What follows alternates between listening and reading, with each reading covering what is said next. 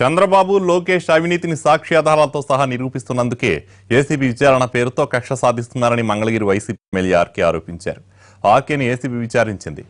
IPS Durgaprasad భూమిని RK కొనడంతో లావాదేవీల వివరాల కోసం ఎంక్వైరీకి పిలిచారు. తనను దుర్గాప్రసాద్ కేసులో కేవలం సాక్షిగానే పిలిచారని ఆర్కే చెప్పారు.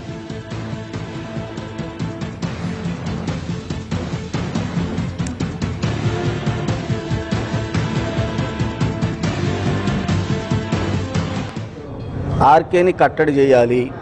చంద్రబాబు నాయుడు, లోకేష్, తెలుగుదేశం ప్రభుత్వం చేస్తున్నటువంటి అవినీతిని సాక్ష్యాధారాలతో సహా గౌరవ న్యాయస్థానాల్లో నిలబెట్టి ప్రశ్నించి నోటీసులు ఇప్పించడం జరుగుతూ ఉంది. కాబట్టి అందులో ప్రతి కేసులో కూడా మేము గెలవడం జరిగింది. మరీ ముఖ్యంగా ఓటుకు నోటు కేసుకు సంబంధించి నేను